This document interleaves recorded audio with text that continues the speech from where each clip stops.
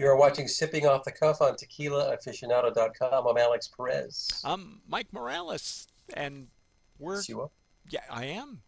I'm here in San Antonio, Texas, and you are at the Area 51 of Tequila, In Southern California. SoCal. So what's on the menu today?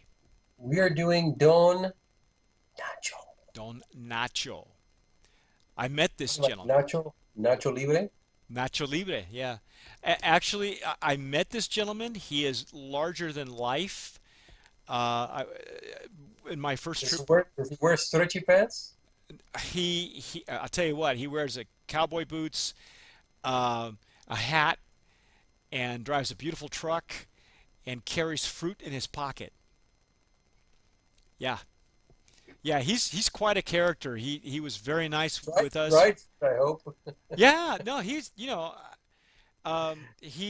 one of those agave growers that's been around for a long time. In fact, Ana Valenzuela, the botanist, when she was in school, would go to his agave fields and study the agave. So it's always been what they consider a natural agave grower. Not, Nice. I mean, if he could qualify or pay for organic, he probably would in several of his fields. He has the commercial type of field where they look very similar as to you remember, and some of you folks who may have been to tequila look at some of the fields, and those are grown commercially. And he also has fields where he spaces the agave between each of the plants much more room so that and he doesn't prune the leaves, so because he feels that the leaves and the pencas are like the solar panels of the plant.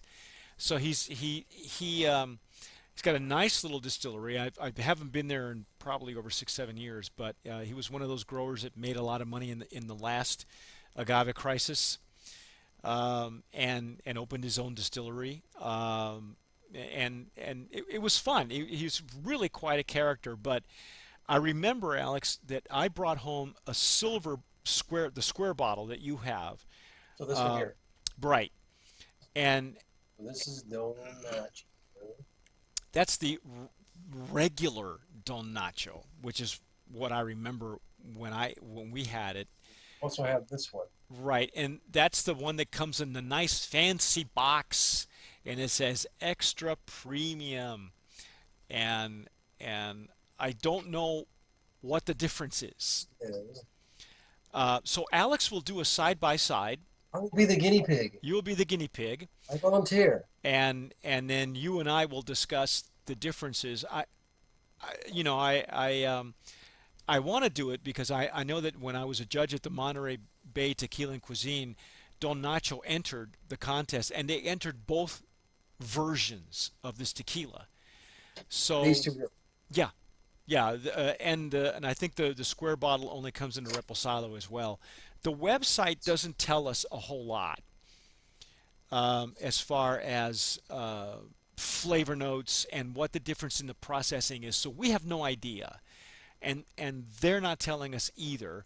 The Oh, it Don is Nacho, from Arandas. I'm sorry. right? And he has, like I say, beautiful agave fields. I mean, this man is definitely,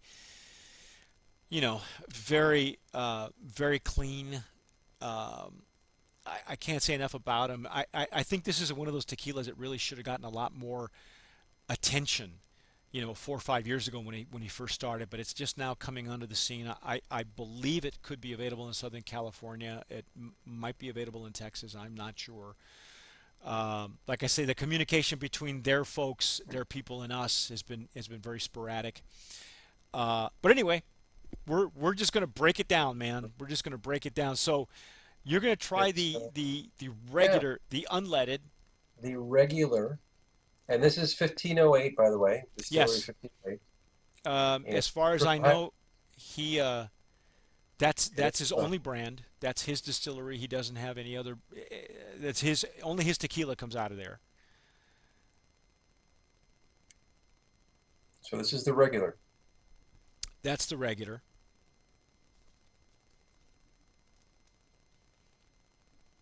It's got a nice, clear. in the glass. It's got beautiful legs. It looks pristine from here also. I mean, it looks, You see it?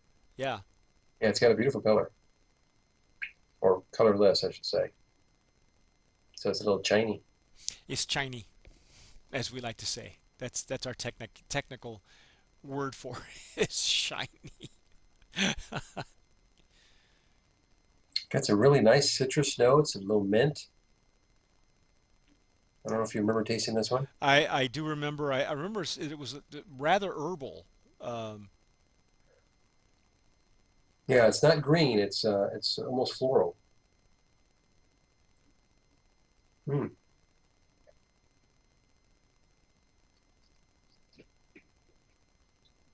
Mm. we are using a spit bucket. If you happen to see us do that, we're going to go through a lot of tequilas tonight, so it's probably the best way to go about it. It's got a nice finish to it. Coats your palate really well. I still get the citrus notes on the palate, Hmm. which is very pleasant.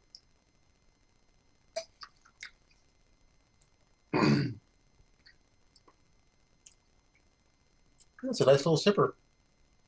Yeah, like I say, the website here that we're looking at says it. I can read it to you word for word. It says stuff like transparency and aromas evoke red earth dampened by the rain. This mild tequila is an ideal with an ideal mouth is preferred by those longing for the pure, fresh flavor of the ripe blue agave. I, I, I don't know what that means. Um, It's fluff, but it is. I mean, you can smell the agave. It's a typical Blanco, okay. but it's very clean. It's a very clean Blanco. Yeah, and having been at his distillery, I can tell you that although it's been a few years back, but I was very impressed by a small, compact. It may have expanded since I had seen it, um, but I was really impressed with how well he knew his agave, and he had been an agave grower for a long time, long before he even decided to make his own tequila. So now we're going to take that version and compare it to the rounded El, version, the extra el premium. Mira qué extra bonito. premium. It's a Now, beautiful bottle. yeah, It's a it's little, great packaging. Look at the packaging on this thing. It really beats the little. Look at that, and it comes with an inside funnel that it it's got fits. insert. Yeah, it's an insert. I mean, it's quite a Check. yeah. It's got his signature on it, and like I say, the gentleman is really um, he's famous. I'm sure he had sold agave to just about everybody during that time frame. And like I say, during the last agave crisis, he was one of the ones that made a killing and actually became wealthy enough to make his own tequila. And I was very impressed. Like I say, this is the same person that Ana Valenzuela chose as a little girl to study at his field. So this guy has pedigree. All right, so that's why I say I feel it's a tequila that should have gotten a lot more attention long ago. Well, this one is a little bit. It's a little more on the platinum side So compared to the one. it's even shinier. It's even brighter. It's brighter. I love the legs on this one though. Yeah, the legs on this one a little different. I almost see bubbles on this one. The only difference that I can tell is that I know that he had other fields where, like I say, the agave was more spaced out, and they weren't pruned commercially like normally, Uh-huh. and so he let them grow a little bit more wild. And I'm not sure if that is what we're tasting. I'm not sure which is which because again, I'm not getting any information from the folks um, at Don Nacho. But I love the nose on this one. Don Nacho, pick up the phone. Yeah, really. Now the nose is different. The nose is different What are today. you getting that's different?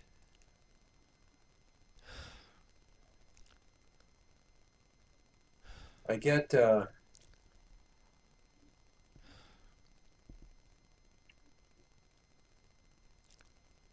think it's a little deeper notes of agave in this one. Like it's almost like a more of a deeper roast. I don't know if that makes any sense. But I'm not getting the citrus like I got in this one. In fact, Okay. I poured it some more. I poured me some more to just compare. In fact, let me get a little bit more in the glass. I will say that what's interesting is right now, as you're watching this video, folks, I'm in the middle of writing the article that you may have probably already read or seen on T1 tequila, and that is Herman Gonzalez's tequila, and in one and part of the interview, he mentioned that he prefers agave from a Totonilco versus agave from Arandas. And the reason he said is that the ones from Atotonilco tend to be more citrusy versus the Arandas, which tends to be more flowery. And I thought that was very interesting that he made a distinction between one and the other. And we know that Don Nacho, at least the distillery, is in Arandas.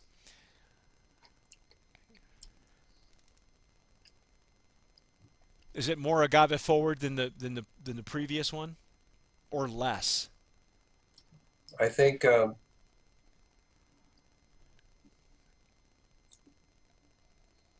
I think the premium. What are they calling it? The extra premium is more forward agave. Mm-hmm. But you know, it lays differently on the tongue with this premium. It's a little silkier Um, I was than gonna, the. yeah, I was gonna say that um, It's got almost no burn. versus the other one has a more of It's a just it's that not one. not that this one had much of a burn, but this one is boy, it just lays down on the tongue and just comes around. It's a little. It's actually different. Wow, I really would love to know what the difference is. What makes each of these different in the processing? Because I don't know. We only know what's on the label. This is at a it's a it's a 40 ABV. We know that. Um, the packaging is beautiful. I mean, this is looks like it's a hand blown bottle. Well, it's got a seam on it, but if you look at the bottle, it has bubbles in it. Um, You from know, they're both very good. Yeah, this is an 80 proof. And that's just it. I thought the bottle that I brought home with me that I was given by Don Nacho was the square one. He did not have much of a line like he does now. In fact, the rounded bottle was in an añejo that he called Samonque. My understanding now is that they have taken that name and they're using it as a well tequila that comes in like a liter bottles. So there is no longer a Samonque añejo, and I have a bottle of Samonque. I have it in storage. I don't have it here with me in Texas, but I wish I had it to show you so you could see the difference in packaging. So there's been a lot of changes with the Don Nacho brand as we go along. But Alex, what do you feel about the quality of the juice? I mean, is there Yeah. can you say that they're virtually identical, or there is a slight difference in the No, in each? there's definitely a difference. Okay. There's definitely a difference. It's I think it's very high quality Blanco. Yeah. I think both are really stellar. Um, I just feel that it would really take a dissection by guys like us or geeks, people who do this to really be able to tell the difference. You think the average person would be able to tell a difference? Probably not, but even the regular one, if you want to call it regular, Mm-hmm. It's very good. I wonder what the price point is on that. Mm. But they're both very, very good. Yeah, the square bottle says it has sweet wild honey, um, sweet wild honey flavor with herbal notes, as mint and eucalyptus, which is kind of what you were saying. Yeah, I got the mint in there. Yeah, and then the extra premium, because it's not just premium, it's extra premium. The extra premium doesn't give much of a, just says carefully distilled. It is simply tequila with unsurpassable excellence and quality. What does that mean? I don't know. I don't know either. Uh, but I think having, the extra is just a little bit. It's rounder. This one is a little edgy mhm, okay. on the palate. The other one is just a little bit rounder. It's actually silky on the palate. So this is a little bit more refined than the other packaging. Obviously, that's why they did what they did with the packaging. So Very they, good. yeah, it's outstanding juice. It really is. What do you think? Brand of promise for Blanco? Definitely, For both, you would think, or definitely brand of promise for both. okay. I agree with you. I wanted to get your expert opinion on the differences because they were so, in my opinion, they were so minute. But it Yeah, I think really it took us side by side to get it, to know the difference. it is. I think it is. Yeah, it is. There is a difference in there. It'd be interesting to find out what is it. Maybe since this is a his specialty is growing agave. Maybe it's a designated area or a designated section that he has for this specific bottling. Well, Herman Gonzalez said similar, had a similar thing when he said that, when he chooses agave, he'll choose it from one particular huerta, an orchard or a grove, or a plot of land or an estate, whatever, however you want to term the word. Uh, so maybe you're right. Maybe this comes from, and he also explained the idea of the mature plant. He said some plants mature at 6 years old, some mature at 8 years old, and you have to know the difference. And the only way to know the difference is to actually have raised enough agave in your lifetime. So maybe he's using more mature agave versus, you know, um, not so mature agave. And I don't know. I wish I knew because that's what was the beauty of talking to a master distiller and who grew up in the business as an agave grower to know what the differences were so that we can impart that to our viewers.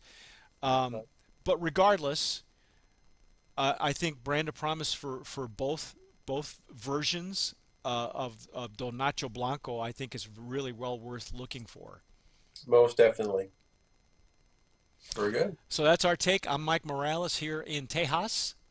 I'm Alex Perez down in Southern California. You've been watching Sipping Off the Cuff on tequilaaficionado.com. Thanks for watching, and as always, sip wisely.